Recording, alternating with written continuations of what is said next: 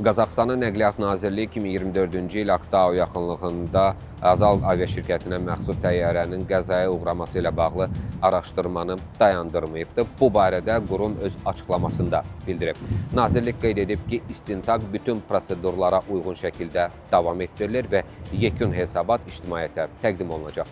Rəsmi açıqlamada vurğulanır ki, Azal aviaşirkətinə məxsus Embraer 190 tipli hava gəmisinin qəzaya uğraması ilə bağlı yaradılmış komissiya öz fəaliyyətini Beynəlxalq Mülki Aviasiya Konvensiyasının 13-cü əlavəsinə uyğun olaraq davam etdirir.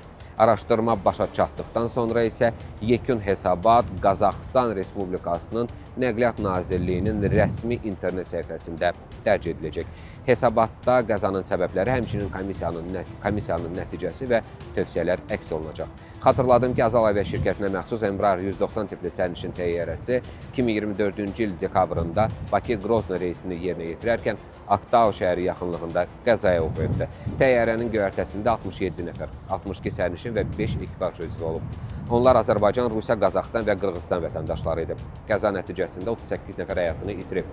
Qeyd edim ki, 15 aprel tarixində Rusiya və Azərbaycan Xarici İşlər Nazirlikləri tərəfindən yayımlanan birgə bəyanatda hadisənin Rusiya Federasiyasının hava məkanında hava hücumundan müdafiə sisteminin qeyri-ixtiyari fəaliyyəti nəticəsində baş verdiyi bildirilib və tərəflərin, o cümlədən kompensasiyaların ödənilməsi məsələsi daxil olmaqla nəticələrin tənzimləməsi üzrə razılığa gəldiyi qeyd olunub.